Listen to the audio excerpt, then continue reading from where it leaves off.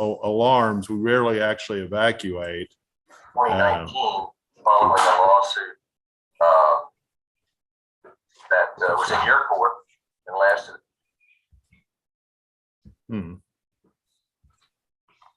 Something happened to the YouTube. That was weird.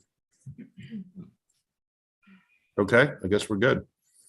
All right, Mr. Capio, you may proceed. Thank you, Your Honor.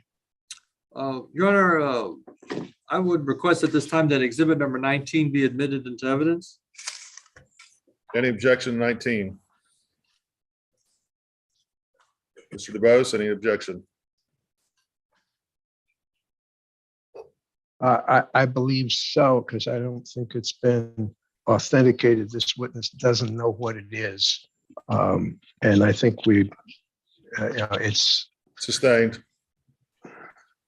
You can bring it up, Mr. Martin.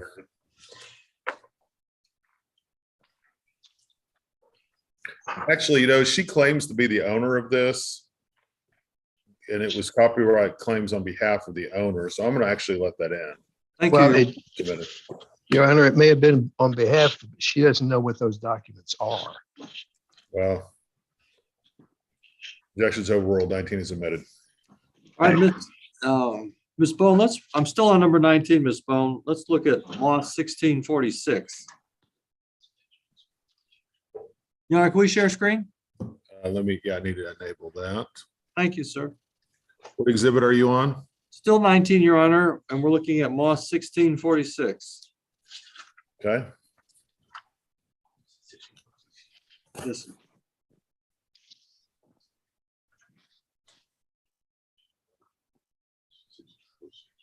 All right, Ms. Bone, 1646 is dated March 16, 2018. And again, this is another Disney Enterprise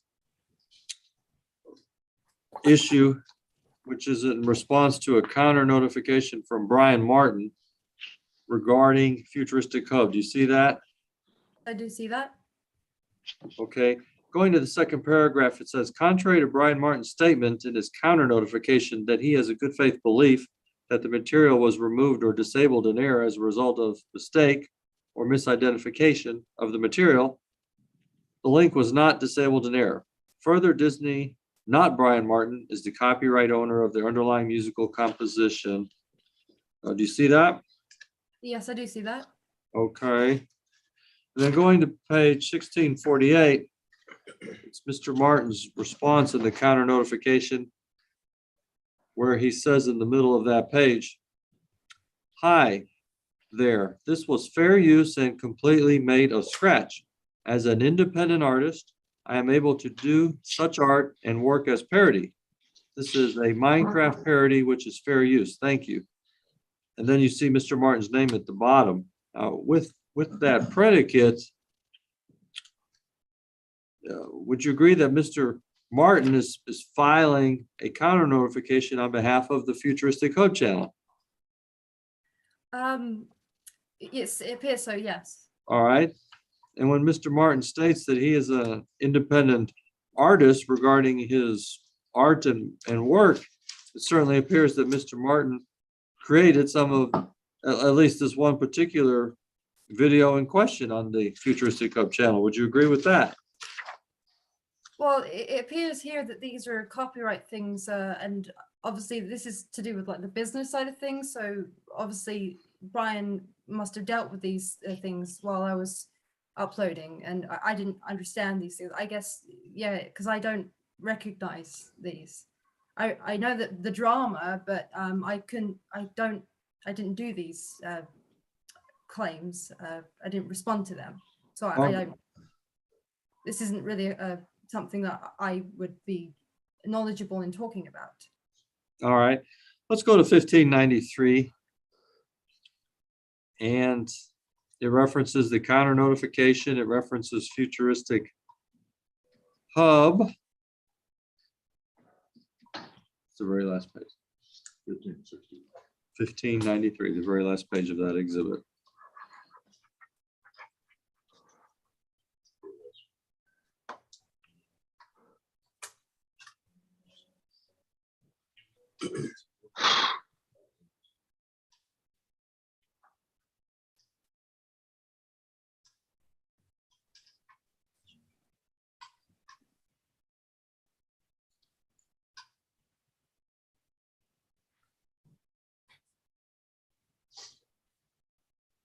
All right, here we go.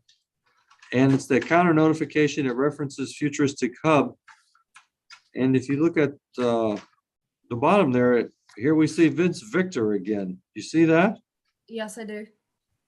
Now, does this refresh your memory that Vince Victor is really Brian Martin, who's involved with these copyright strikes and counter notifications on behalf of Futuristic Hub? I believe this is a question you'd probably have to ask him. I'm not too sure. I know that this is sort of business related stuff when it comes to claims and that. I don't remember dealing with this sort of thing. So this is something that's not in my area of knowledge. I don't really know. In your opinion, do you know why Mr. Martin, when he's referencing these counter notifications, that he never references you as the owner of the Futuristic Hub channel? No, I don't.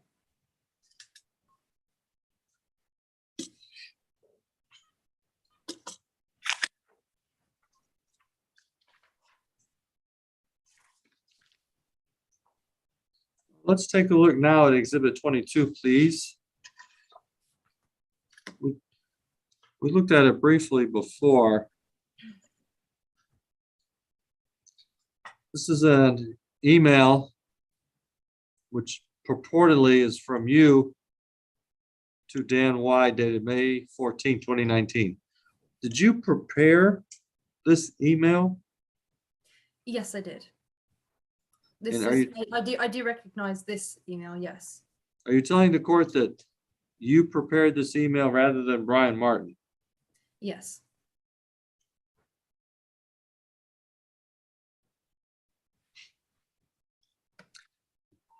Did you authorize Brian Martin to act on your behalf in all areas related to the Futuristic Hub channel? I'm not too sure I understand the question. Could you ask it again? Sure. Did you give Brian Martin any authority to act on your behalf regarding the Futuristic Hub channel? If there's something I wanted him to do for the channel, then yes, I would have asked him to do it. But if not, then no. It would always go through me. So unless you told him directly to act on your behalf, any matters related to the Futuristic Hub YouTube channel would have to go through you. Is that what you're telling us? Yes, that's correct.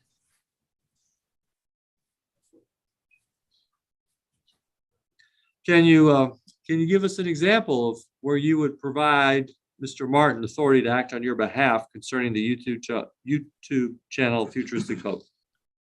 Well, if there's something I don't understand, I would ask him to deal with it. If it's maybe business related, or like, for example, the drama I went through with the Minecraft pornography, I couldn't come up to deal with it myself. So I asked him to represent me and deal with the public on that situation. So anything that threatens me as a person, he would do for me. That's an example I could give you. All right. Let's look at exhibit number 27, please. Exhibit number 27 is the order granting temporary injunction in this case that was signed by Judge Hoffman on October 15th, 2020. Okay? Okay. I want you to hold that exhibit because I'm going to refer you to another exhibit now. And that's going to be exhibit number 55.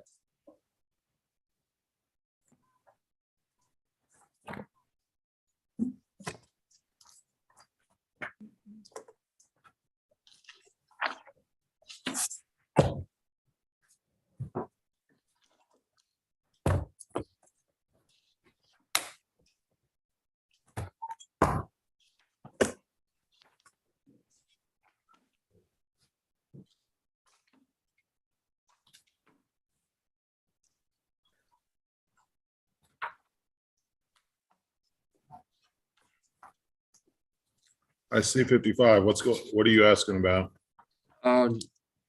Just 1 second, Your Honor.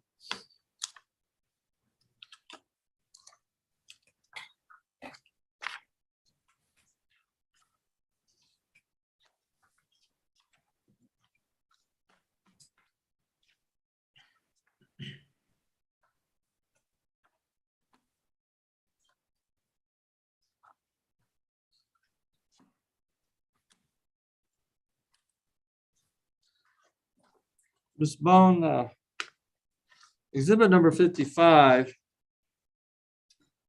contains various affidavits signed by Mr. Zubris, who's a process server. And Your Honor, I apologize because I think your exhibit number 55 does not contain page numbers. I can tell you that there are 18 pages to this document. Okay, And I would request, so that you follow me, if you could briefly write down in the bottom right-hand corner each number. So when I am flipping through this document, you'll know which page I'm on, because it's a little confusing okay. otherwise. So when you're done doing the 18 page numbers, then I'll ask my questions. I mean, I can follow. Go ahead and keep going. Your Honor, I have a serious objection to this document.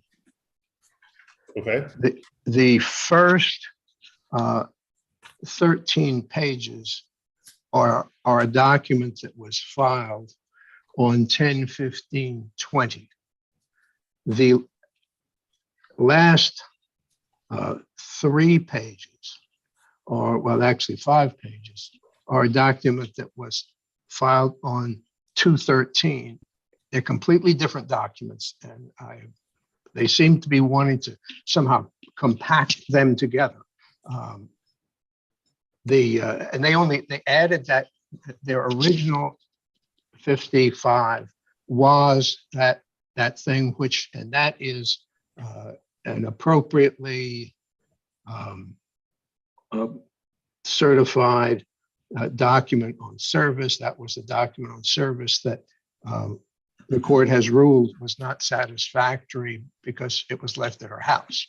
These last 5 pages are unsworn. They're pieces obviously clipped together from various emails or something. I don't know what they are.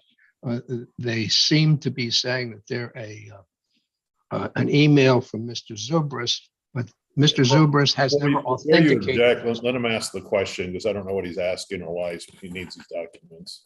Okay. All right, so Ms. Bone, It appears here that maybe I misnumbered them. I think there's 19 pages. you're correct, Your Honor, there are 19. My apologies. All right, so what page am I going to? Oh, right now, I'm just going to ask Ms. Bone a couple questions, and then I'll reference you to the pages. Okay. All right, so Ms. Bone, when I showed you earlier exhibit number 27, which is the order granting temporary injunction, do you recall receiving exhibit number 27? No, I don't recognize any of that at all. No. All right, so let's look at exhibit number 55. And as you can see, page number 1 and number 2 and number 3 is an affidavit from Mr. Zubris, which stated that he left the original petition and citation and what contained the temporary restraining order at your Frisco house at the front door area. Do you see that? Yes, I can see that from what I'm reading here. Can you speak up a little bit so we can hear you? Yes, I'm just saying I can see that from what I'm reading here. All right. Yes. And then you can see on page 4 of that document, it references the citation that I just referenced, which is basically this lawsuit. It says to Holly Martin, and it states that Mr. Zubris served it on October 14th, 2020, which was the day before the temporary injunction hearing. Do you see that? October 14th or 12th? October 14th, 2020. It says October, am I looking at the wrong thing? It says October 12th. On page 4? Where are you pointing to? I'm on page number 4 at the side, at the top. It says 10/14/20 at 11:20 Oh, I a.m. see. Okay, there's a notation that says October 12th below that, but okay. Go ahead. Okay. Yeah, I think, Your Honor, he had served it on the 12th. And I think it was a file marked on the 14th is what it looks like. That's what it looks like to me too. And Well, then what's your question for this witness? I'm laying the predicate, Your Honor, that she received the notice of the temporary injunction hearing via email prior to the injunction hearing, to establish that she violated the injunction. And what she's arguing is I didn't receive notice. And what I'm attempting to show you through these documents is that she did. Okay. Your Honor, that particular document was left at her vacant house.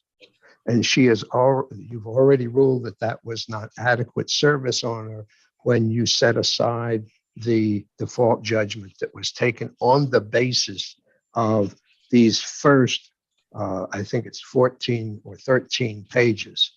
So it may have, you issued an order on substituted service. The substituted service was leaving it at a vacant house. And she has in her response to this said, she didn't live in the house. She didn't have anybody picking up mail at the house or any other packages. The house was in fact on the market. At that My time. recollection is that I issued the order that she could be served at her last known address. And then she left the country in the interim between when I made the order and she was actually served, but That's not correct, Your Honor. She had left the country in August, which is before she was named in any pleading. And she has provided her boarding pass with American Airlines in some of the documents in this case. So it was not that she knew this was coming and ran away. She was gone really before any petition was filed that had her name in it. The first petition filed with her name in it was filed in September, and she was gone in August. That's contrary to what's in the file, but it doesn't. None of this really matters at this point. Let's move along to the points that are in dispute. All righty, Your Honor. So,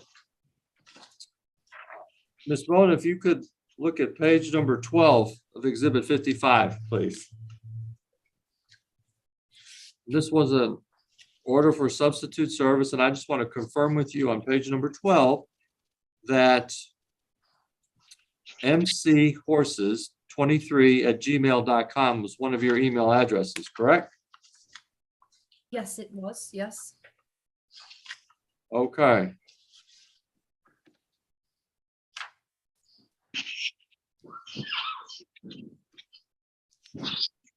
So with that said, according to the documents, Your Honor, regarding 55, can that be admitted into evidence? I object because it has things in it beyond what was actually filed in the court. Yeah, I tend to agree that maybe pieces of 55 could be admitted, but it does seem to be kind of an amalgamation of a number of different things. And so I'll sustain the objection as to 55 in its entirety. All right, well then let me start with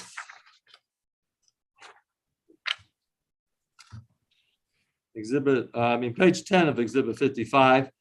It's an order granting motion for court order for alternative service. And specifically on page 11, page 12, it states that Can't you just take, isn't this all in the court's file? Can't I just take judicial notice of the court's file, or do I need to go through each of these? No, you can take judicial notice of pages 10 through 13 that you authorized the process server to serve Ms. Bone via email. I'm good with that. And then if you could take judicial notice on page 14, 15, and 16 that Ms. Bone was served via email at that Wild Horses address, So I guess 14, 15, and 16, are those in the court's file or not? The email? Yes, Your Honor, because if you look at page 14, it's file stamp. However, Your Honor, they are, it is a document that is and you can file anything with the court. This is an unauthenticated portion. This says it is an email from Mr. Zubris. The only person who can authenticate that is Mr. Zubris. Besides, if you look at this closely, it says, in addition to these service documents are these listed things. But when you go down further, if you'll scroll down to the below that, can you do that, Craig? Scroll down a little bit. You will notice that the attachments are not what is listed in the body of the document. This is, and here's something with Dan Y down there. This is a paste and clip document, which is unauthenticated. So I have got in my exhibits the actual document as it was filed. If he wants to use that for discussion of what she received, and I'm trying to look on here and see which exhibit it is. It is. I guess I don't really understand the point of any of this. We're not here on a show cause to determine whether or not she's in contempt. We're just trying to determine whether or not there needs to be a permanent injunction. She's clearly been served for the permanent injunction, right? Yes, Your Honor. It goes Well, to her. There's no, she has not been served with any permanent injunction. She has been Served served with this with a lawsuit. TO. Pardon? She's been served in this lawsuit. She was never served. She appeared. Okay. She's See, consented to jurisdiction by appearance. Your Honor, Yes. here's the issue. It goes to culpability and intent because on page 15, Mr. Zubris clearly states that on October 13, 2020, he served Holly Martin with the temporary restraining order and the order continuing the temporary injunction until October 15. And then if you look at page number 9, it talks about the temporary restraining order. It's the actual citation prepared by the court, and it says he served it. It's important because the evidence is going to show that Ms. Bone violated your temporary injunction dated October 15th multiple times by transferring money, transferring assets, transferring property, which was a violation of your temporary injunction order. That's why this document is important to counter her argument that she did not receive notice. This is the only document that is legitimate is the document that is the upper portion of that, which she said she did not receive. And it is my exhibit 52, if I may, that is the document that was actually filed and was the basis for the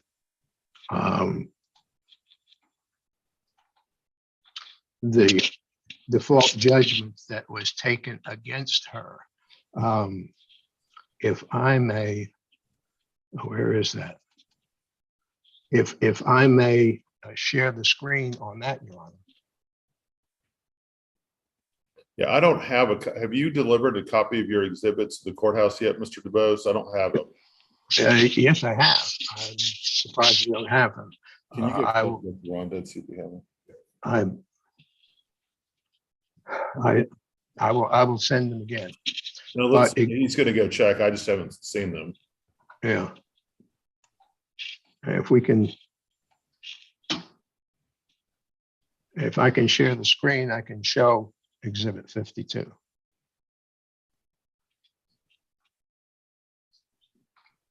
Yeah, go ahead and share screen. Okay. Oh,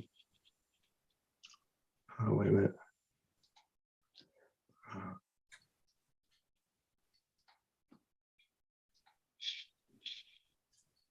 Okay.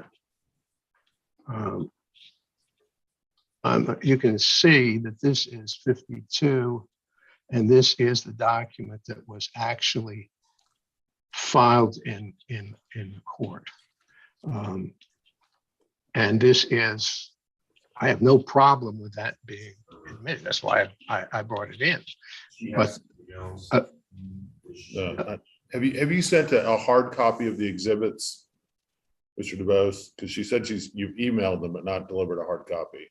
oh, I didn't know you wanted hard copies. Yeah, and if we're going to do this over Zoom on this many exhibits, I need hard copies. Okay, I've got a large box of hard copies. Just go ahead and just forward those to me.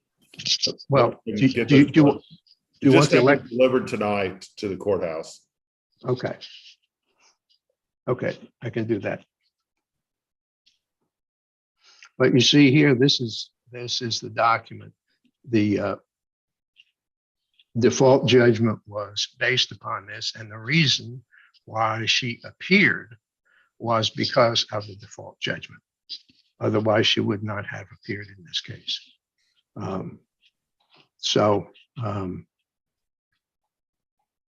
And that's my position is the various returns of citation filed by Mr. Zubris, who's now deceased, clearly establishes that he filed your order allowing service to Miss Bone by email at that Wild Horses address.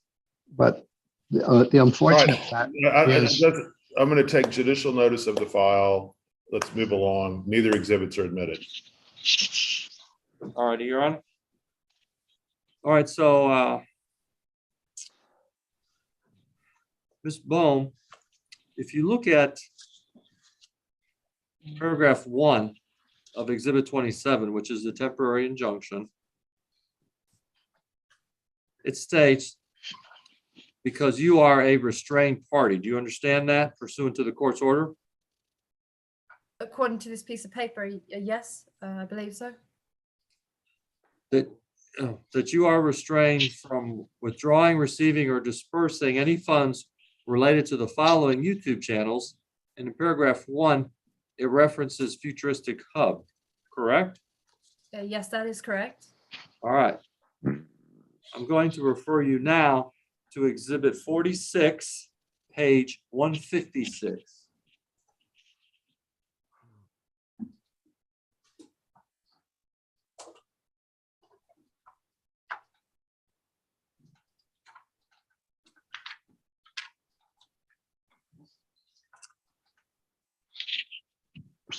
On page 156,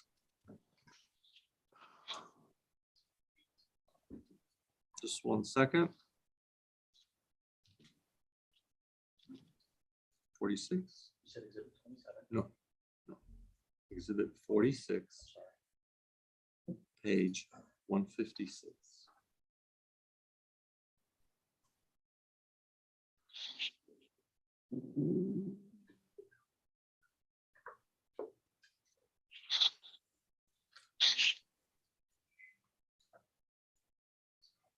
Can you scroll farther than that, or is that as fast as it'll go?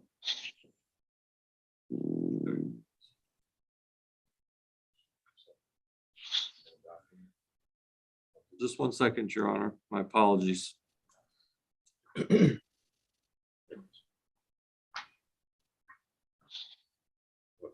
going too far.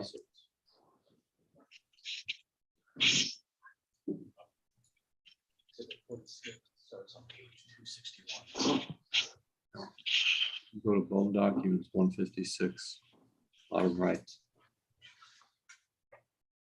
I believe that will be Bone Document 129. 156.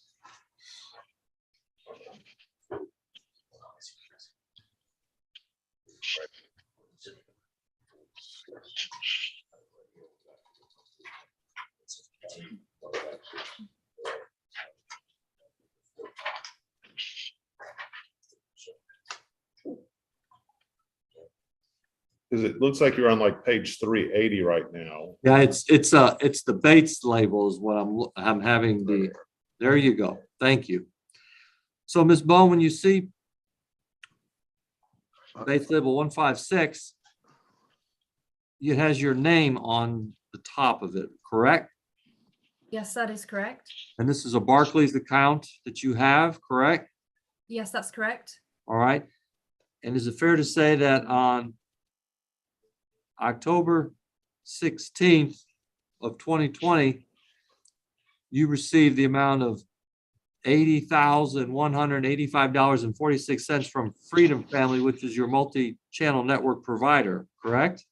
Yes, that is correct. And that money was from monetization of revenue from the Futuristic Hub channel, correct? Yes. All right. And when you look at paragraph number 1 of the court's order, where it stated that you are enjoined from receiving or dispersing any funds related to the Futuristic Hub channel, you would agree that that order was violated when you received that amount of $80,000 and did not turn it over to the court or the judgment creditor, correct? Well, I believe that is correct, but I don't believe I was aware of the actual temporary injunction. I can't remember. I'm not sure.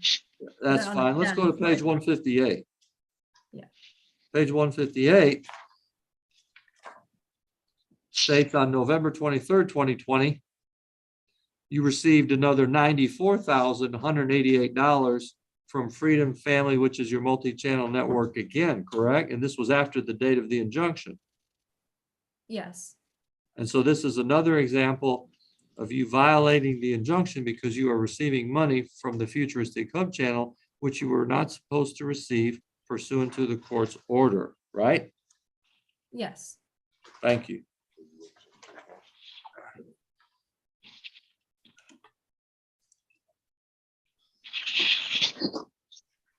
Now then, looking at, going back to exhibit number 27, page number 2 of that document, it states that the restrained party, which is you, was not supposed to transfer or take any action regarding transferring ownership or control of the Futuristic Hub channel, correct? I see that there. Yes. All right. And so remember earlier we talked about exhibit number 3, which were those 78 to 80 videos that were part of the Futuristic Hub channel. Do you remember we talked about those? Yes, I believe you showed me the list of them. Yes. And do you remember that on that document, exhibit number 3, it stated that on December 22nd of 2020, that you uploaded those 80 videos to the Wildcraft channel. Remember when you did that? Yes. That was another violation of the temporary injunction order here in paragraph 2. Would you agree? Yes. Okay.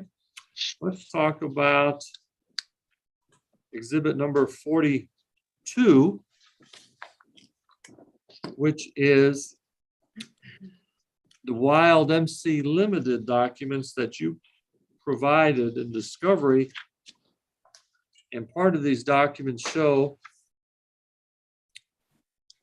that you created Wild MC Limited around September 30th, 2021, correct?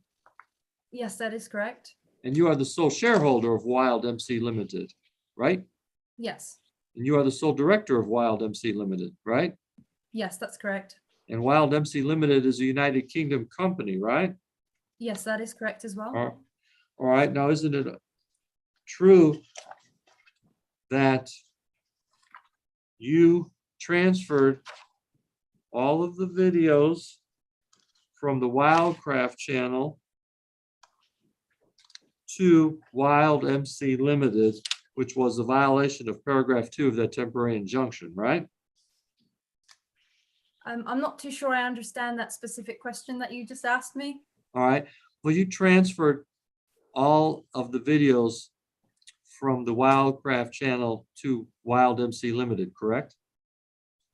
I'm still not understanding the question. All right. You have videos on the Wildcraft channel, which you claim you are the owner of, right? Yes. All right. Now, around September 30th of 2021, isn't it true that you transferred all of those videos out of your name into Wild MC Limited? Well, yes, it's connected to the business, so yes. All right. And when you made that transfer from the videos out of your name to Wild MC Limited, that was a violation of paragraph 2 of the temporary injunction order signed by this judge, which is Exhibit 27. To be honest with you, I don't understand what I've done or what I've violated. I've just done what I've wanted to do. Like, I wanted to make my own business. I wanted to make videos and carry on that way. I didn't know I was violating anything. I didn't know it was a bad thing to continue doing my work. What don't caused understand it. you to transfer the videos from the Wildcraft channel to Wild MC Limited? I just wanted to have my own business. Well, you already had your own business with the Wildcraft channel, so why did you elect to transfer those videos to Wild MC Limited? I don't understand what you mean by I already transferred Wildcraft as a business. Wildcraft wasn't a business before Wild MC Limited. I'm not understanding what you're trying to say. All right.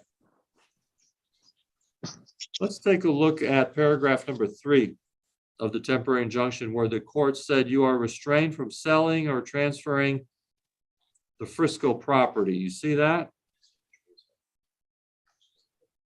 27. It'll come up here in a moment.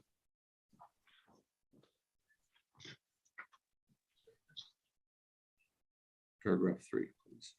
Next page.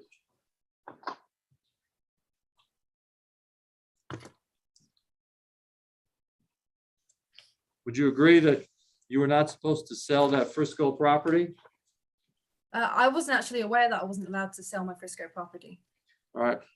Well, I guess that's in dispute, because we claim, according to Exhibit 55, you received all of the court orders via email. With that said, take a look at exhibit number 51, page 3297.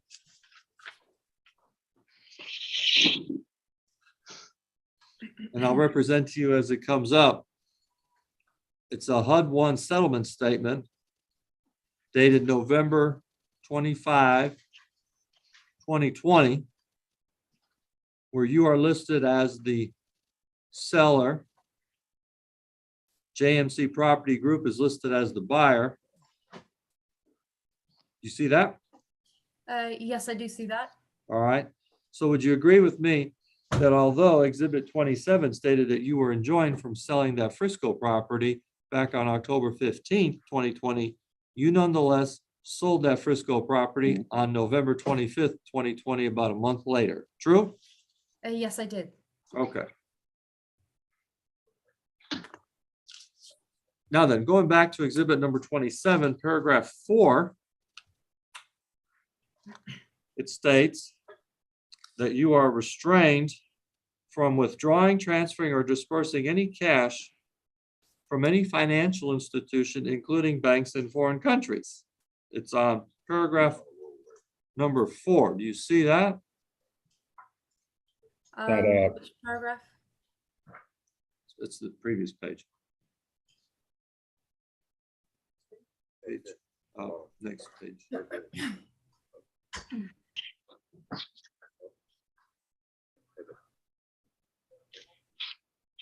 Just 1 second, Your Honor. It's the next page, page 2. Something's messed up. Of course, page 2 is gone all of a sudden. Yeah, it goes from 1 to 3. It looks All like. right, I don't know what happened because we had it a moment ago. Anyhow, Your Honor, I'll represent, if the court could take judicial notice of its order, page exhibit 27, page 2, paragraph 4. It states the restrained parties are restrained and enjoined from withdrawing, transferring, dispersing, or otherwise disposing of any cash other than to the judgment creditors or their attorneys.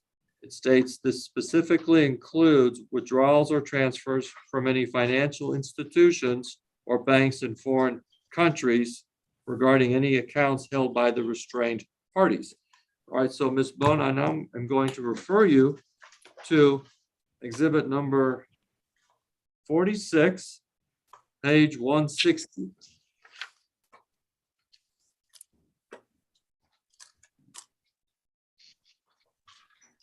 Well, I opened the gate.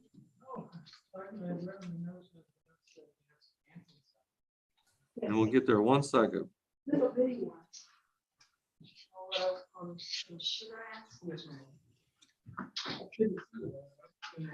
They are, all right. Yes. Yes, sir.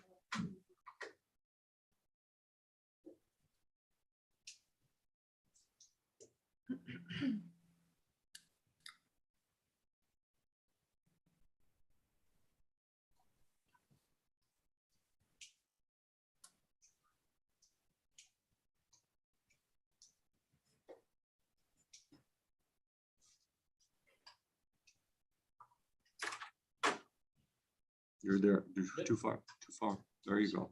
All right, there we go. All right, so Ms. Bone, if you look at the top of page 160 on the left, it has your name on it. It's a Barclays bank account, right? Yes, that's correct. All right, so let's take a look at this document for a moment. Oh, let's see, December 1st, 2020, the balance is $395,000. I'm gonna round off, okay? Okay. All right. Then it appears on December 3rd, you received a deposit in the amount of $66,000. Do you know what that was from? If I'm completely honest with you, I actually can't remember. There are some payments that go through that I don't really remember, so I can't say if I don't remember. That's fine. All right, so let's look at the next entry. It talks about a construct title. I'm going to represent to you that that deposit of the $244,000, that was the money that you received from the sale of the Frisco house on December 3rd, 2020. Would you agree with that? Yes, I believe so. All right, so that brings your balance now to $706,000. True? Yes. Okay. And the money that was coming into this Barclays account, other than that one deposit from the house, was coming from your Freedom Family Multi-Channel Network, right? Yes. Okay, and that was due to the monetization of Futuristic Hub, right?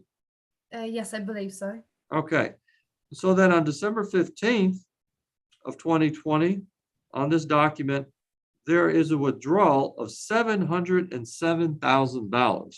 You see that? Yes, I do. All right. Well, when you made that withdrawal, based upon your testimony and the court's order of Exhibit 27, you violated the court's order when you made that withdrawal. True? I don't know. I don't understand. All right. Where did that $707,000 go?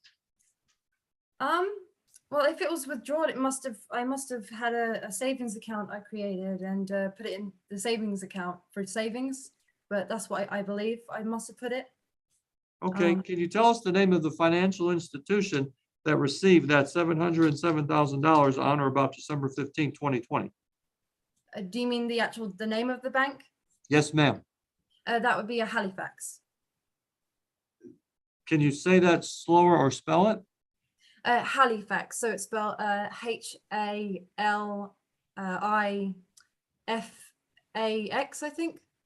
How long have you had an account at Halifax? I can't really remember the date I opened that, but I think it was obviously around the time in December if that was withdrawn, because I was interested in making a savings account just for saving purposes. Does that Halifax account still exist? Yes, it currently does. Who's the account holder on that account? I'm the account holder of that. Is anyone else an account holder on that account? No, no one is, no. What's the current balance in that Halifax account? Well, I haven't actually checked it for a long time, so I couldn't say, but if you want me to guess, I could guess, but I haven't looked at it lately, so I wouldn't know. Could you give us a range?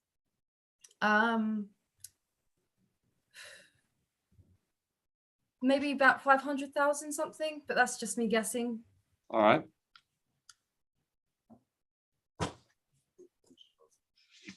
Is your Halifax account located in Halifax, England, or somewhere else? Halifax, England. Yes, it's a branch in England. They have branches all over. Do you know the account number? No, not from the top of my head. No. This is an account that I don't actually use at the moment. Like I said, it's a savings account. So if it's a savings account, I don't use it. I just have it there in case I need it for savings purposes or whatever. Do you remember when judgment creditors sent you requests for production of documents, and some of those documents requested were documents related to all of your financial institutional bank accounts from 2012 to the present? Yes, I do. Can you tell the court why you did not produce these Halifax bank accounts statements? Well, when you were asking me about bank accounts, I assumed that you were talking about for business, like business accounts and like money that Futuristic Hub was getting and all the channels were getting. I didn't actually think you were talking about a savings account, but if I would have known that, I would have produced that for you. I had no idea. I didn't know you were talking about other accounts as well as just the business accounts that I had. So I do apologize if I had made an error. When can you produce those bank account statements to me, since I've asked for them, goodness, probably a year ago? Well, whenever you would need them. I guess my attorney would. I don't know. When would you need them, or what would you need them? Tomorrow would be great. Okay, I'll speak with my attorney and get that sorted out for you then. Thank you.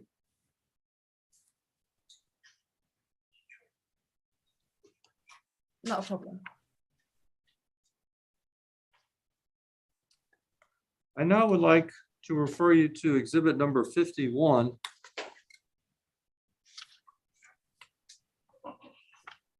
Page 3294.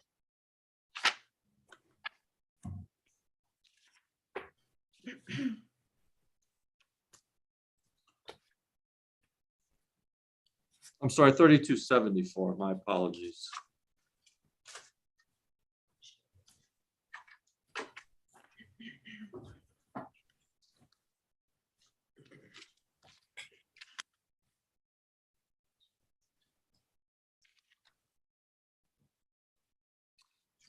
All right, so Ms. Bone, on 3274, I'll represent to you, these are some documents concerning the sale of that Frisco house. And would you agree with me that you notified your real estate agent that your address, your email address for the purposes of contacting you was going to be mchorses23@gmail.com? True? Yes, that is true. All right. So if the process server, Mr. Zubras, sent you the petition, the citation, the temporary restraining order, and the new date for the temporary injunction hearing date to that same email address, mchorses23@gmail.com, you should have received it, correct? Yes, I believe I should have received it. Yes. All right. And are you telling this court that you did not receive all of those documents that I just referenced from Mr. Zubras via email on or about October 12th or 13th of 2020? Yes, I am saying that. Yes. Okay.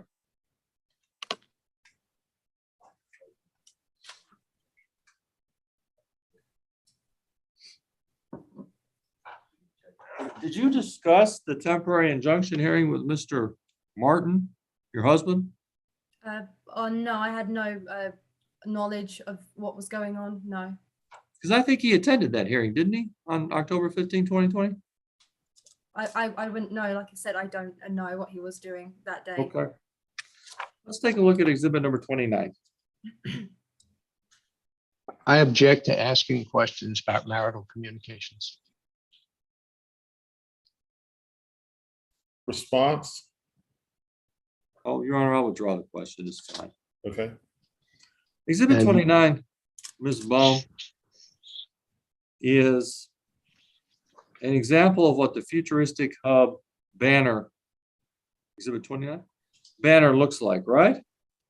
Yes. And that's the banner that you're telling this court that you created all by yourself. Yes. All right. So let's take a look at now at exhibit number 30, which is the Wildcraft banner. And would you agree with me that exhibit 29, which was the Futuristic Hub banner, and exhibit number 30, which is the Wildcraft banner, they're the exact same banners, aren't they? Yes. And the reason they're the same banners is because you wanted to redirect all of the traffic that you were receiving from the people watching your videos on Futuristic Hub to Wildcraft, so you can continue to monetize the revenue from the channel to the detriment of my clients. Is that true? No, that's not true. Then why did you upload all of the videos to the Wildcraft channel when the court order said you weren't supposed to do that? Well, I mean, it's obvious because when I was locked out of Futuristic Hub and Creamworks, I lost everything, and I had to get an income. I had to start over again, and like I had to rebrand everything. And I was also listening to what my attorney had said. He told me to like rebrand and start over, and like I have to make an income. I mean, I don't want to be like having nothing and going to do nothing, because this work is all I know how to do. And talking about this actually kind of upsets me, so I apologize. Well, I got a real important question, because in December 2020, actually specifically December 22nd, 2020, when you uploaded all of these videos from Futuristic Hub channel to the Wildcraft channel, that's the same time in that Barclays statement that you withdrew $770,000 and put it in your Halifax account, but yet you're telling the court you have no money? I don't understand what's going on. I need to calm down and think, because I'm just not used to all this. Can we take a short break, Your Honor? Yeah, we can take a short break. We'll reconvene in 10 minutes. Thank you, Your Honor. I'm not going to close down the Zoom. Not yet.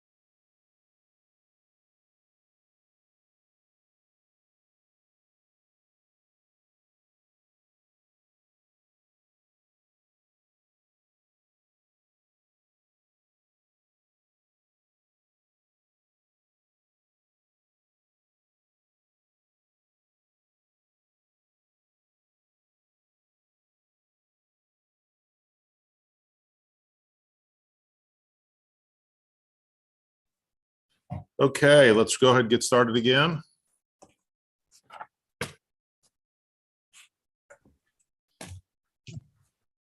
Mr. Cap, you are there? Your Honor, before Mr. Okay, I'm gonna look up. This one. Your Honor. No. Oh, I need to provide it. I need to get Teresa to provide it.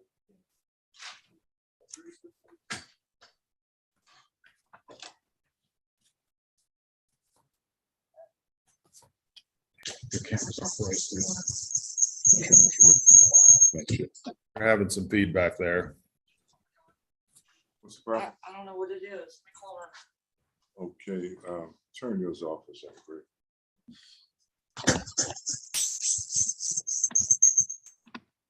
Your Honor, we're having some technical problems.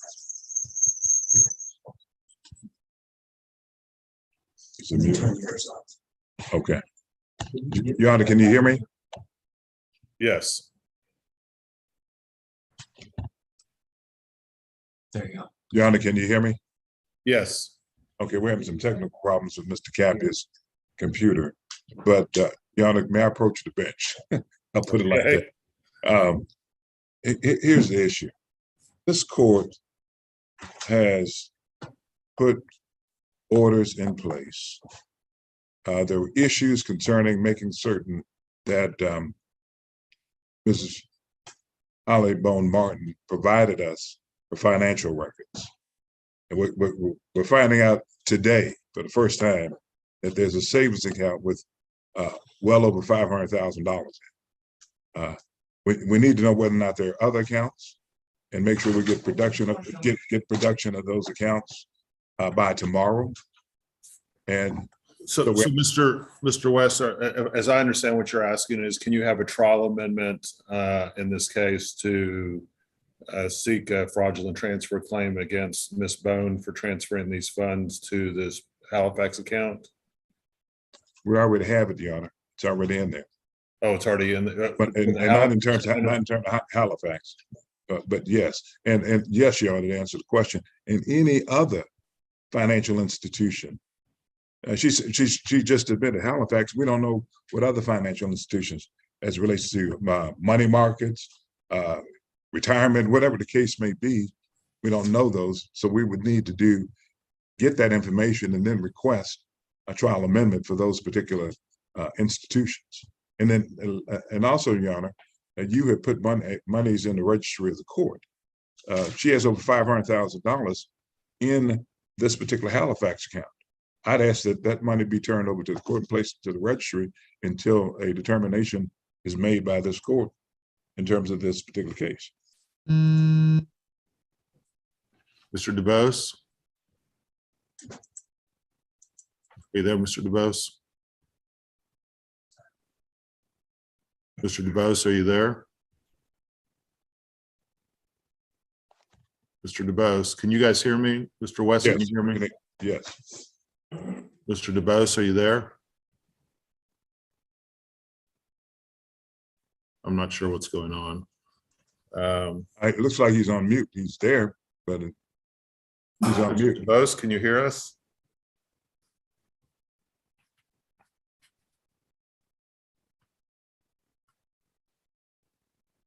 Mr. DuBose, you need to unmute.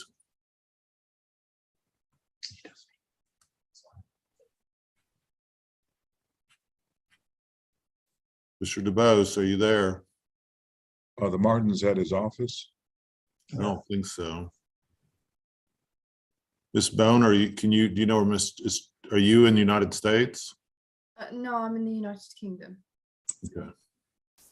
That's what he's in. Sure.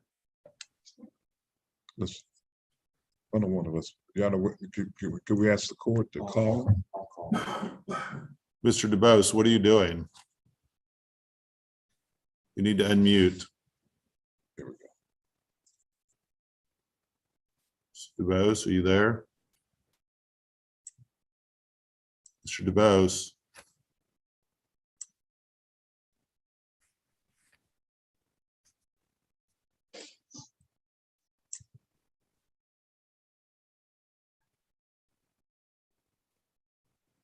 Mr. DeBose, are you there? Mr. DeBose? Mr. DeBose? There. Okay, Okay. I heard it. I heard a noise. Mr. DeBose, are you there? Yes. Okay, what is your position? What do you mean, what is my position? I'm not sure. I've missed something here. So Mr. West has asked that there be a trial amendment at, I guess, two things, I guess you've asked is for additional discovery of these accounts that Ms. Bone has just revealed exist that were not produced. And then the second issue is to have a trial amendment to allow a fraudulent transfer claim against as to any funds that were transferred to the Halifax accounts and deposit those funds in the registry of the court.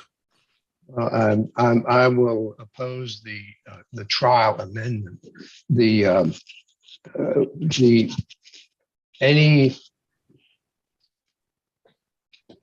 The fraudulent transfer is the transfer of funds that belong to Mr.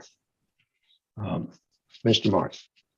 And her moving things within her accounts is not a fraudulent transfer. I mean, the question is whether or not who owns those videos and who owns the right to it. It seems to me that all that is within this. If the money is there and it came from those videos, then, and if she owns the videos, she's entitled to it. And if not, then they're entitled to it. So I don't think there's any need for a trial amendment. We'll get the documents. All right, I'm going to allow a trial amendment. I'm going to order that the documents concerning the Halifax account be turned over. And I'm going to order,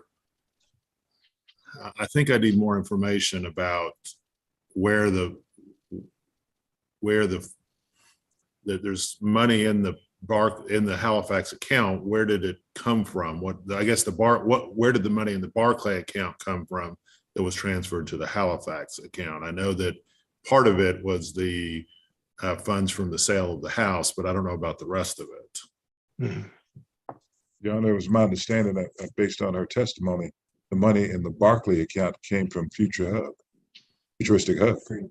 I mean, Freedom Family. That was the That came testimony. from, you're right. All right, I'm going to order that money be deposited in the registry of the court as well. Is there going to be a date certain by that occurring, John? Your Honor, let's. May I hold finish, off Mr. on DeBose? that. Mr. DeBose, may I finish, sir? May I finish? Yep. I was asking, is there a date certain, like tomorrow, that money be wired to the registry? As soon as I sign the order, it needs to be transferred. Okay, Your Honor, the other thing is, and I'm sorry, Mr. DeBose, we don't know about the other financial institutions where she has monies. And we know about Halifax because she testified. And that we know that there's a nexus between Futuristic and also family. But what about other financial institutions? I think you need to ask her about that.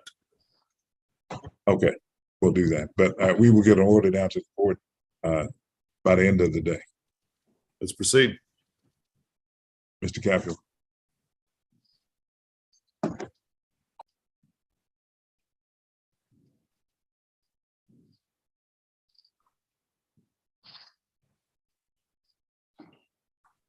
Mr. Capio, you're up.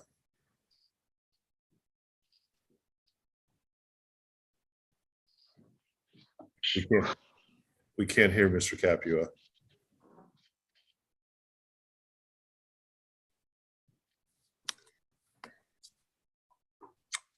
I'm waiting to have the camera come on. One more time. Oh my God. There we go, Your Honor. My apologies. All righty, Miss Bone, you stated in my last question, the Halifax account, where you have an account. What other accounts do you have in any financial institution other than the Halifax account? If you could list them all for me, please. The only ones that I have are the Revolut ones, the Revolut one, which had the business income for Wildcraft, and my Barclays one, which I still currently have, and Halifax. All right. The Revolut, is that Revolut? Could you repeat that? Sorry, Revolut? Is Revolut Revolut? Yes, I believe so.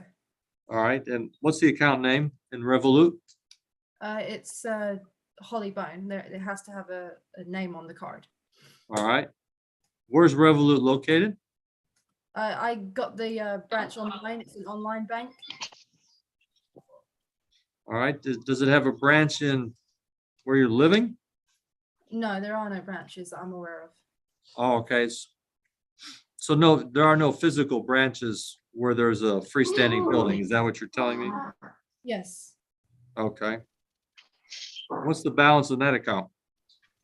I think it's probably anywhere between 200 and something thousand. All right. And the Barclays, I need to know where that money came from before, if you want to try to execute on it. all right, so Miss Bone, the current balance you said was a little bit over $200,000. How are deposits made into the Revolut account? Sorry, could you say that again? Regarding deposits into the Revolut account, where do they originate from? From the Wildcraft payments. All right, so that would be from, what is that, Elite Alliance, your Yes. multi-channel network provider? Yes, that is correct. All right, and that's the Wildcraft, that's the one that you transferred to Wild MC Limited. You're the sole shareholder and director with, right? Yes. All right. Do you know the account number for the Revolut account? No. All right. And the Wildcraft, that's the same channel we've been talking about, where there are videos which we referenced in Exhibit 3 and Exhibit 4 that are being monetized. That's how those deposits make it into the Revolut account, correct? Yes, that is correct. Okay. Now regarding the Barclays account, when I showed you that exhibit, which showed that there was an account balance of 0 in December 2020, has that account balance increased since December 2020? No, it hasn't. All right, so what's the account balance of the Barclays account as of today, roughly? I don't actually know. I don't check money or anything. That's not what I do. I don't do that at all. So I don't know All how right. to answer these questions when I don't know the answer to them. So regarding the Barclays account, do you still have that same account number in that exhibit that we were looking at, which was Exhibit 46? Yes, I believe I do. Okay. Do you have any other accounts at Barclays other than that one in Exhibit 46?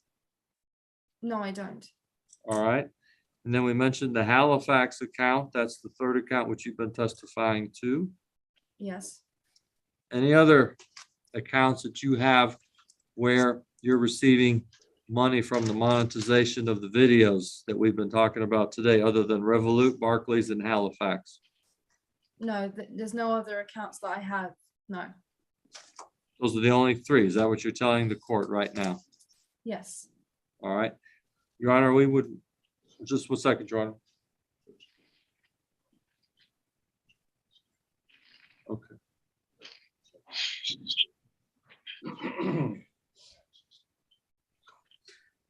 Ms. Bone, can you first tell us, when did you open the Revolut account?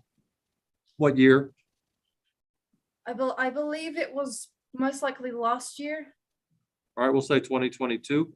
When did you open up the Barclays account? Oh, I've had that Barclays account for a very long time, so I can't remember the date. It just, I got a renewed one, but I've had the same account. All right, when did you renew the Barclays account? I believe it possibly could be 2020, but I don't know. I can't answer it because I don't really know. When did you open up the Halifax account?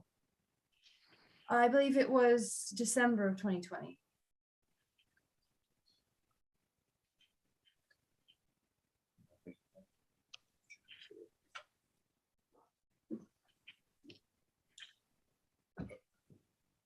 Ms. Bone, Royce West, a couple other questions about the account. If you may please the Okay. court. You have the ability to go online and look at your balances. Is that correct? Yes, that would be correct. All right, so you have the ability to also get copies of your statements. Is that correct? Yes, that's correct. And you have access to those accounts today, correct?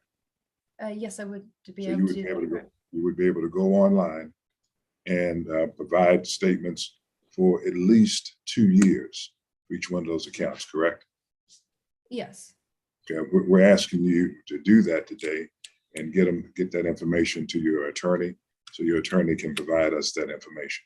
Do you have any other accounts at financial institutions in your name or in the name of Brian Martin? No, I don't. Just the Are you ones that I said. Are you certain about that? Yes, I am very certain. Okay. What about crypto? I will say I do apologize for not including Halifax. I generally thought you were just talking about Okay, accounts that's that are that's kind of fine. That's fine. What about cryptocurrency? crypto. What? What's that? Cryptocurrency, Bitcoins. No, no, nothing like that. Okay. Well, we'd ask that you get us that information today. You can get it to us through your attorney. Okay.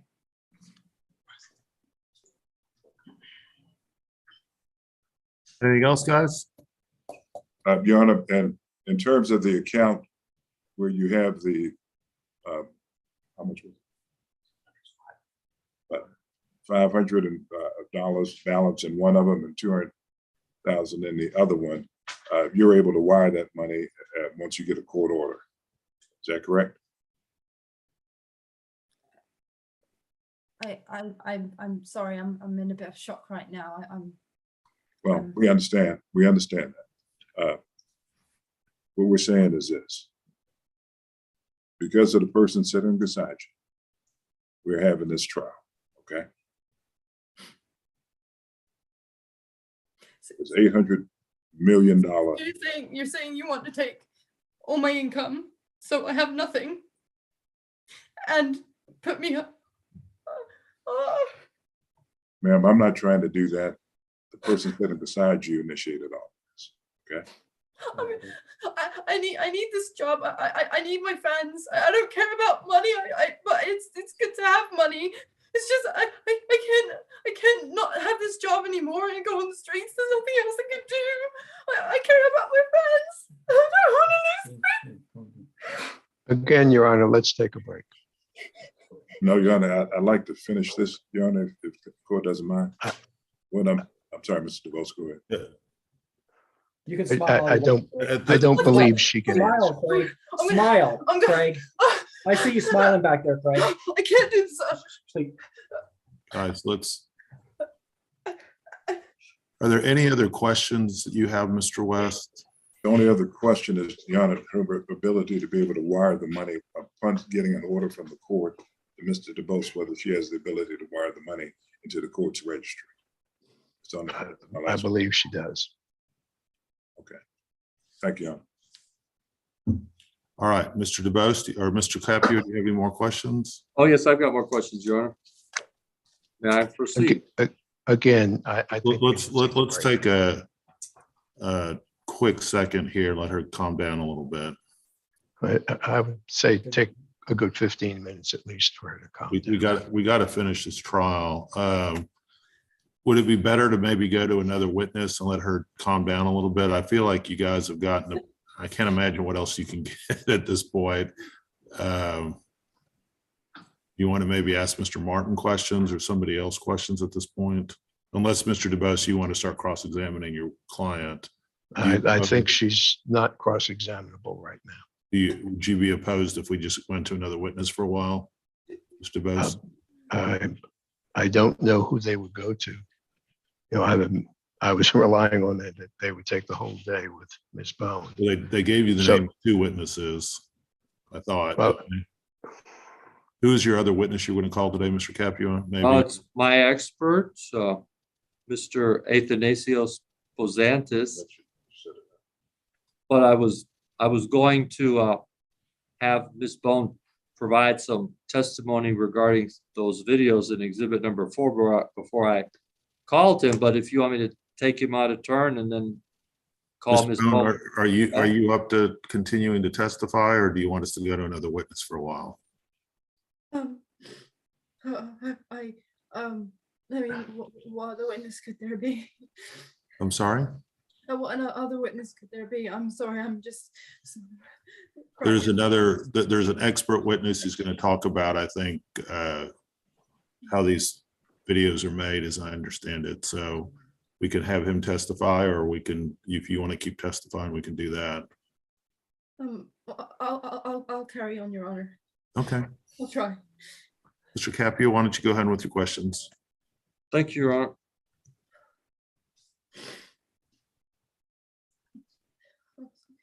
All right, Ms. Bone, I'm going to refer you to exhibit number 32, please.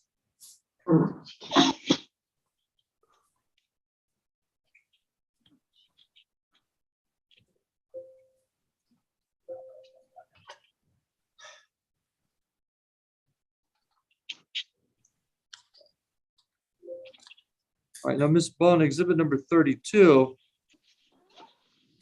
This is called Futuristic Hubs with an S. Do you see that? Yes, I do. Okay. And do you see where it says to the right of that image, hey, everyone, spread the word. I'm not dead, just in a secret area until now. Subscribe to Wildcraft for 2021. You see what I just read? Yes, I do. All right, were you redirecting traffic from Futuristic Hub without the S to a landing page of Futuristic Hubs with the S, so that people would then get redirected again to Wildcraft? Okay, so when I was taken away from the original channels, I was linked to this. My email was linked to this channel, so I directed my fans so they wouldn't forget me, because my fans mean a lot to me. So I made this video so and I know I wouldn't quit on them, because I love making these videos so much that I need to carry on doing this. I can't stop. I'll just support them. I'm sorry. Oh yes. I request exhibit 32 be admitted into evidence. Any objection to exhibit 32? No, Your Honor. Exhibit 32 is admitted.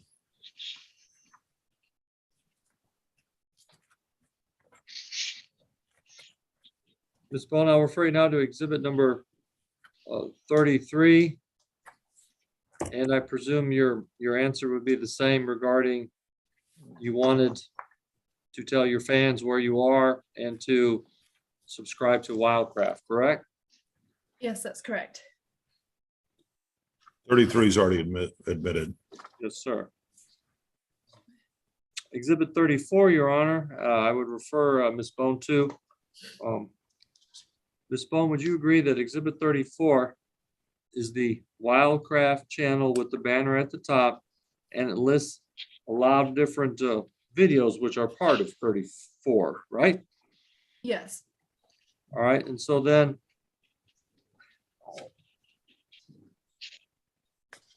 when you look at the second page of exhibit number 34, that's the Futuristic banner. And would you agree with me that the same videos on the Futuristic Hub banner on the second page of 34 are the same videos on the first page of 34, which are the Wildcraft channel? Yes. Yes, I would. Yeah. And the reason for that is that you uploaded all of the videos on the on the Wildcraft channel that came from the Futuristic Hub channel, right? Yes.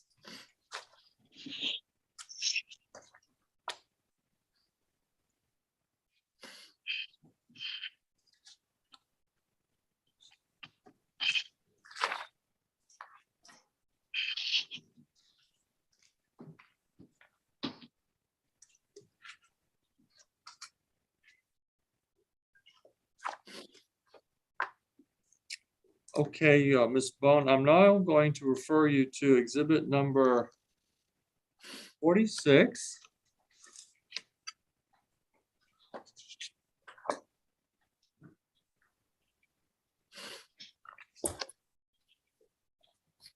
We're going to start with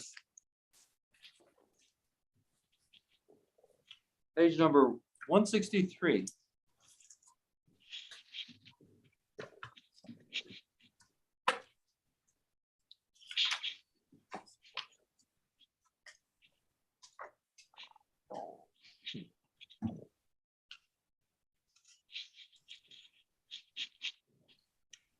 This is some financial records that you provided me pursuant to a discovery request concerning an account you had at the Capital One Bank, right?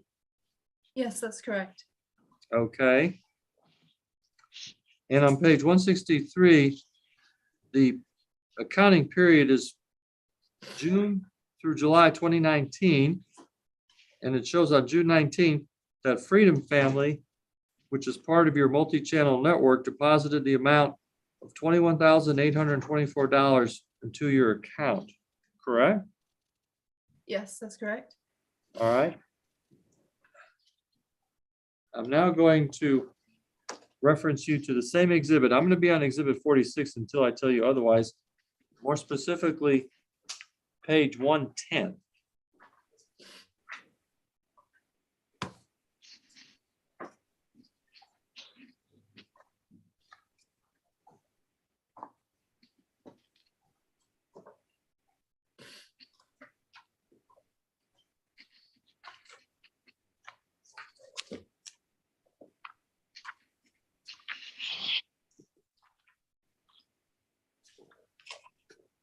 And it's going to be the same Capital One account. And would you agree on July 22nd, the amount of $31,743 was deposited from Freedom Family, your multi-channel network? Yes. Then I'm going to refer you to page 116. Would you agree with me that on August 20th, 2019, the amount of $28,401 was deposited from your Freedom Family account? Yes. Then I refer you to page 120. Would you agree with me that the amount of $40,908 was deposited into your account from Freedom Family on October 21st, 2019? Yes. I refer you now to page 124, where it states on November 19th, 2019, the amount of $41,800 was deposited into your account. Yes. I refer you to page 128, which states that on December 19th, 2019, the amount of $44,210 was deposited into your account. Yes, that's correct. I now refer you to page 134, where it states on January 21st, 2020, the amount of $43,000 was deposited into your account from Freedom Family. Yes. I then state on page 138, the amount of $53,088 was deposited into your account on February 18th, 2020 from Freedom Family. Yes. I then state on page 143, which is March 19th, 2020, the amount of $36,149 was deposited into your account from Freedom Family. Yes.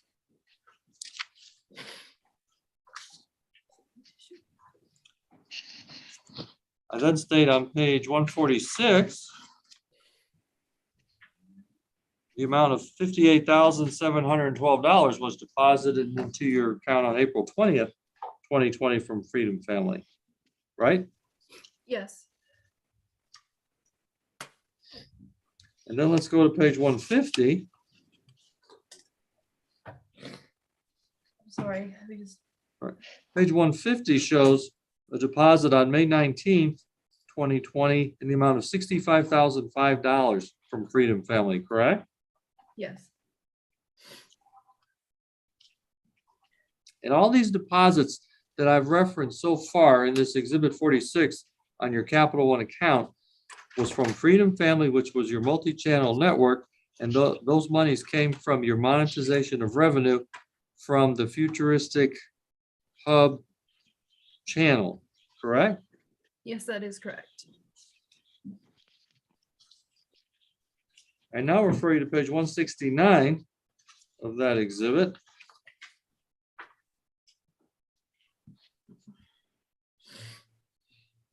Specifically on August 19th, there's a withdrawal of $556,926. Do you see that? Yes. Where did you direct those funds after you withdrew over $500,000 on August 19th, 2020? I withdrawed them, wired that to my UK Barclays account. And is that the UK Barclays account that we've been talking about here just shortly ago? Yes, that is.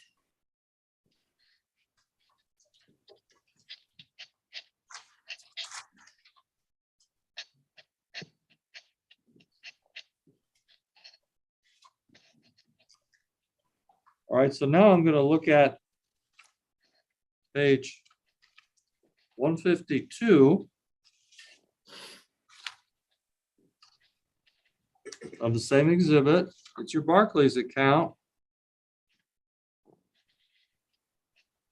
And this shows an account was opened on September the 11th, 2020. Do you see that? Yes, I do see that. And on September 28th, there was a deposit of $220,737. Because as you can see on this statement, it references US dollars. Do you see that? Yes, I do see that. All right. So explain to the court how on August 19th, 2020, you withdrew $557,000 from your Capital One account and you deposited $220,000 into your Barclays account. What happened to the almost $300,000 that isn't reconciled yet? Where did it go? I'm a bit confused here because it says your currency call deposit account. So that currency account is connected to my Barclays account, which makes it one entire account. So that's why I said it's one entire account, because this account is split into two separate things. This is split into the US account, which is connected also to the UK account. And I have provided these to you. I don't know why they haven't been shown, because these have been provided to you. I gave them to my attorney to provide to you. You should have these. All right, well, let's start back for a moment. On page 169, you withdrew $500,000 from your Capital One account, August 19th, Yeah. right? Yes. Then on September 28th, you deposited $220,000 into your Barclays account, right? That specific thing there says Freedom Family deposited that into the account. Is that what you're saying?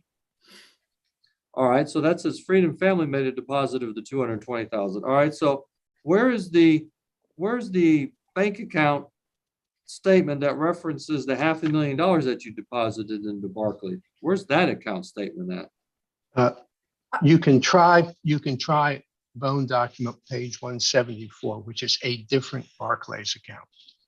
No, it's all the same account. It's just been Well, two. Well, I think. All Okay, right, well, let's take a look at 174. I'll look at the account number. It ends in 4141. And the difference is that this is in pounds and not in dollars. no, sir, I mean, page 152 is in dollars. You're saying page 174 is in pounds. That's correct. And that's about what it works down to when you take $500,000 and change it into pounds. All right, well, we'll So get back. wait, I want to make sure I'm understanding this. So the account that Mr. Capio is just referring to, the $200,000 deposit, was that a $200,000 deposit directly from Family Freedom Fund or whatever it's called? And then this account details the money that came from the Capital One account? Is that how it worked, Ms. Bone? Yes, Your Honor, that is correct. Okay. But all the money ultimately came from Futuristic Hub. All this money originally was for Futuristic Hub and has been transferred in these different accounts. Is that right? Yes, that is correct, Your Honor.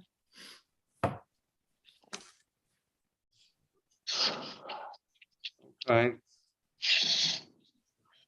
So Ms. Bone, are you telling us that the money from the Capital One account, which you withdrew the $500,000, and the Freedom Family account of $220,000 US, which is over $700,000, you're telling me that when I look at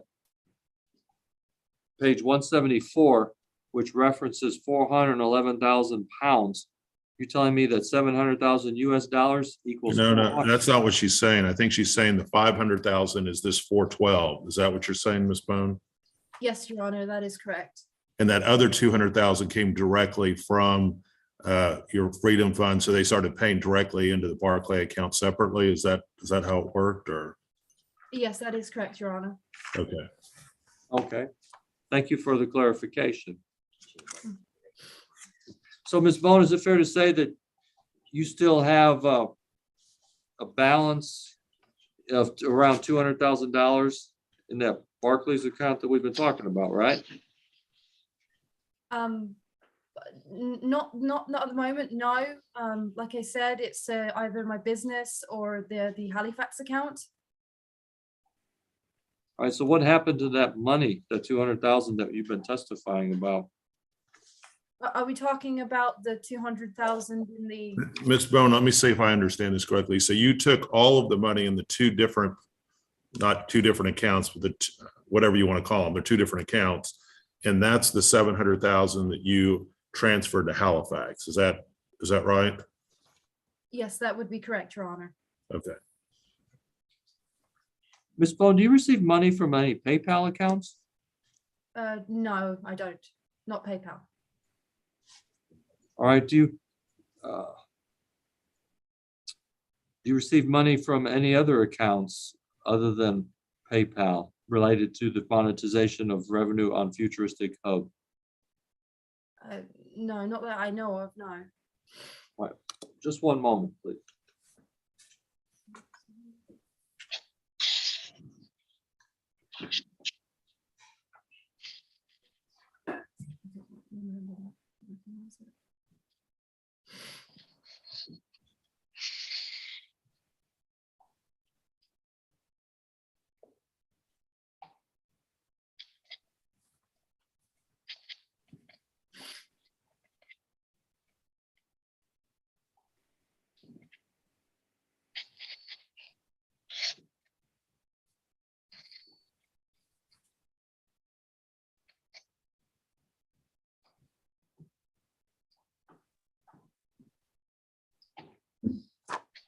All right.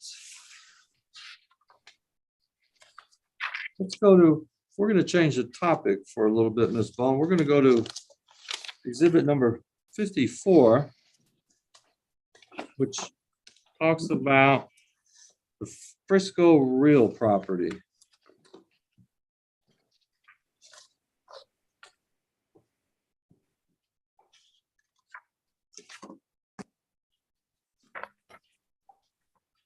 If you look at 3553, it's the second page of that document.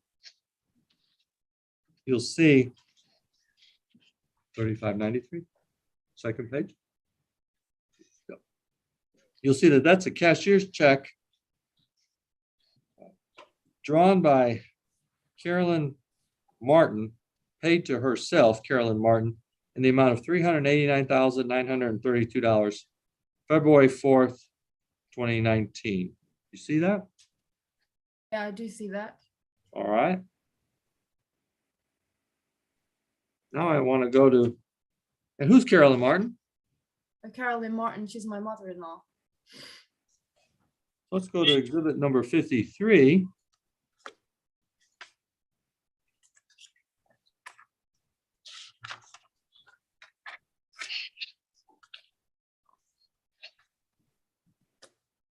And I want to start at page 3786. I'll represent to you that these documents we're going to be looking at are from the JP Morgan Chase account.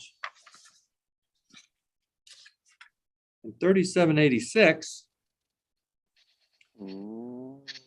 references Carolyn Martin's account at Chase Bank. And you see on there, there's an account with two names. Who are they? Can you read those for us? Yes, I do see that. It says Carolyn Marie Martin and POD Brian Martin, but I will say I don't know what these are. I don't know what you're showing me. That's fine. I'll represent POD means payable upon the death. And so this document appears to show that Carolyn Martin and Brian Martin have an account at Chase Bank, right? I guess so, it seems so. All right.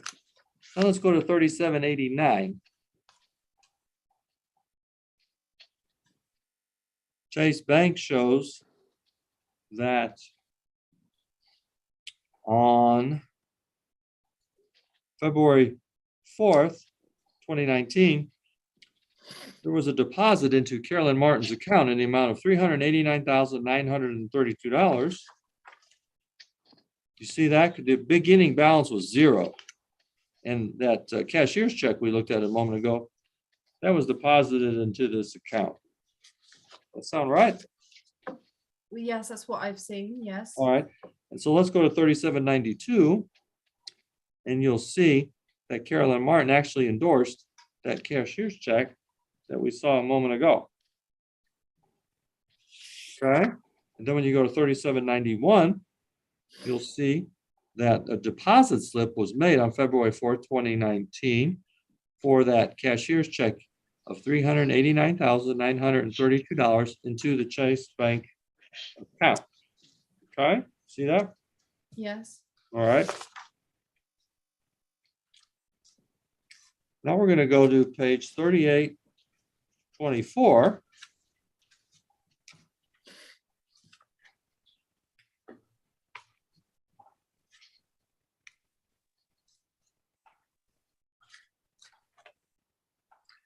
And we're still talking the same account. Now we are looking at January 16th, 2020.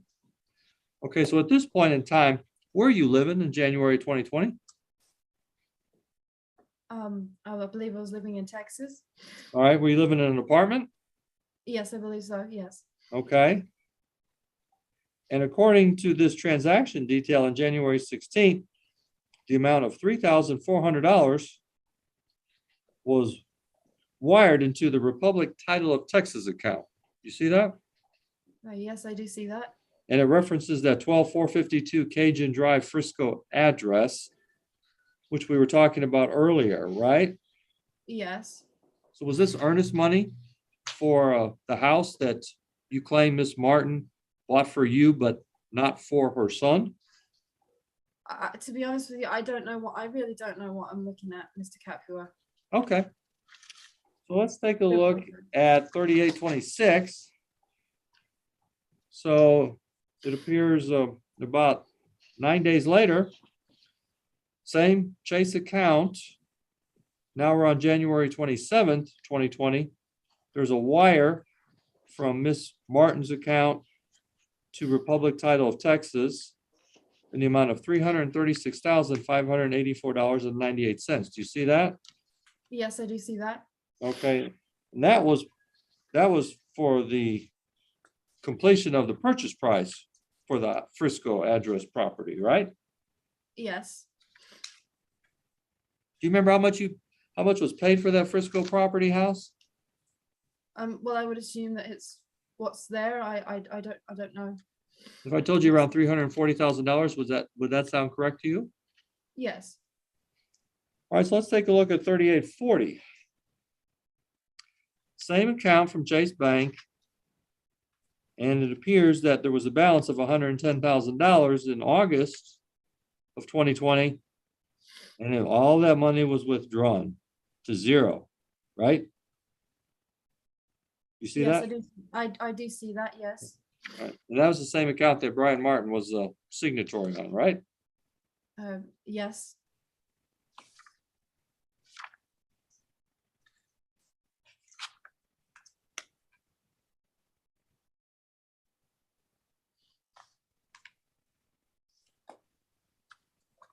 All right. I will object to characterizing that as an account on which Mr. Martin was a signatory. Pay upon death means that if she dies, he received it. You will notice that the name of the account is only Carolyn Martin. Let's go to Is that- exhibit number 20. Okay. So noted.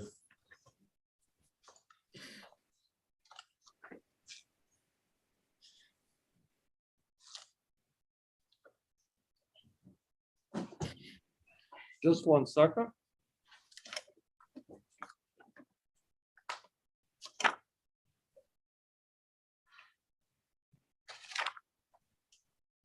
Okay, Ms. Bone, Exhibit 23 is a general warranty deed from the previous owners of the Frisco property house, the Farrells, to you, correct? Yes, that seems so. And it looks like on page 1726, the next page, that warranty deed was signed on January 27, 2020, right? Yes. Then when you go to 1729, which is the third page of that exhibit, it shows the buyer's final settlement statement. As you as the buyer, right? Yes. The total consideration appears that you paid, or I should say, Miss Carolyn Martin paid $339,990 for that Frisco house, right? Yes. And you signed page 1729, right? Yes.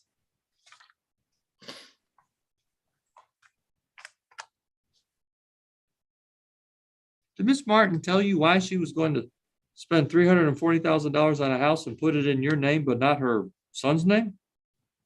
No, she didn't. She just offered it to me as a gift. And I just took it as a gift.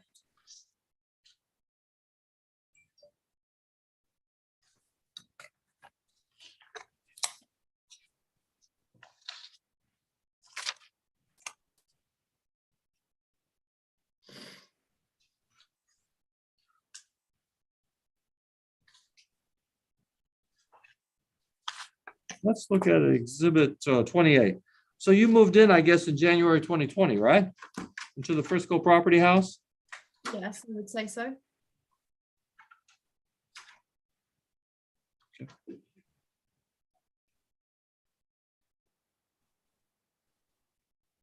At some point in time, you elected to sell that Frisco property house, right?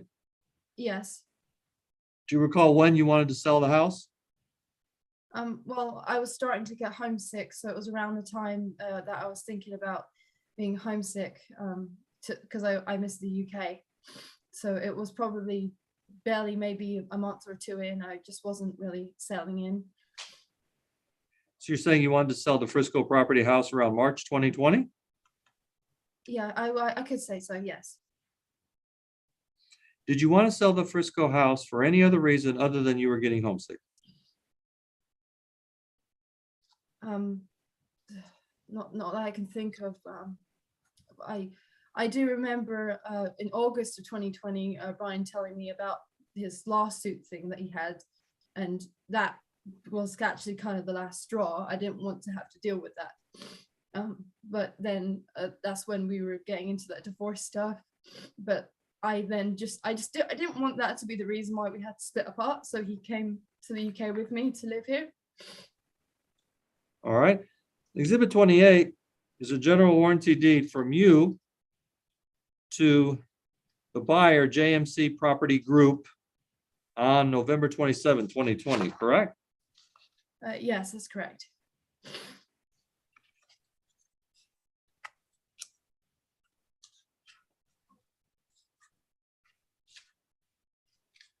Staying in that same exhibit, a few pages later, on 3270, it's the HUD 1 regarding the sale of the house from you to the JMC Group. Do you see that? Yes, I see that. And that settlement date is November 25th, 2020, right? Yes, How much did you sell that Frisco property house for? I believe it was 200 and something thousand. Well, if you look at line 101 on the Bowers transaction side, you'll see you sold that Frisco property house for $250,000, correct? Okay, yeah, I do see that. Yes. And you told us earlier that Carolyn Martin wired you $340,000 to buy that house, correct? Yes, that is correct. Why did you take a $90,000 loss in about 10 months regarding that Frisco property house? Okay, so this was the time when I was dealing with this in the UK, and I was also in the process of finding a house for myself to live in the UK. I don't really know what was going on, but a lot of people were dropping out of like buying the house, and I didn't know what was going on. So I just did it with a quick purchasing house company because of that. And also when I was in the process of purchasing a new house here, in order to reclaim the stamp duty land tax that I paid All right. in order to get a house, I had to sell it in a period of time of 1 year. So I just wanted to get that over and done with. So let me show you now exhibit number 52, page number 3310. And as it's being brought up, I'll represent to you, this is a broker price opinion of the Frisco house. And is that the house you lived in for about 10 months on page 3310? For 10 months? Well, you bought it in January, you sold it in November, but you moved out in August, right? Yes, that is correct. Okay. So while you owned it for 10 months, this is the house we're talking about, right? Yes, that's correct. Let's go to page 3312.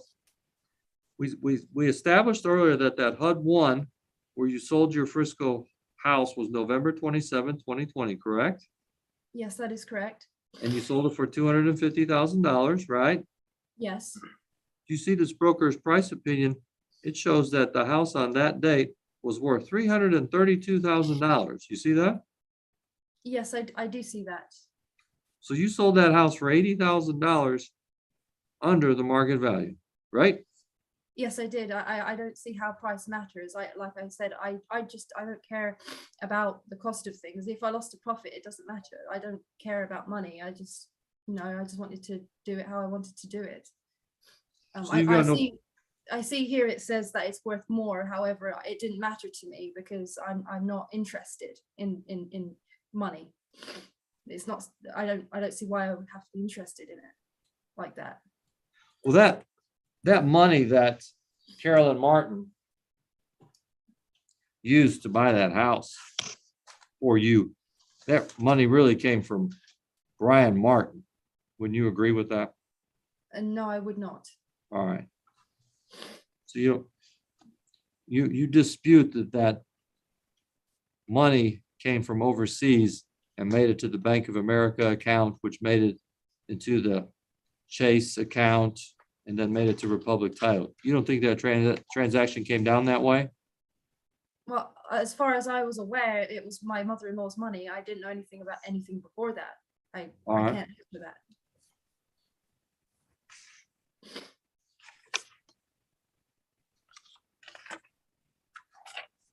Let's take a look at exhibit number 24.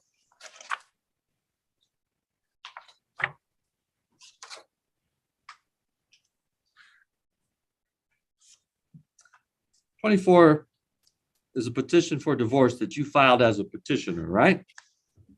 Yes, that is correct. You filed it in Collin County, Texas, Yes. and you were represented by counsel, correct? Yes, that is correct.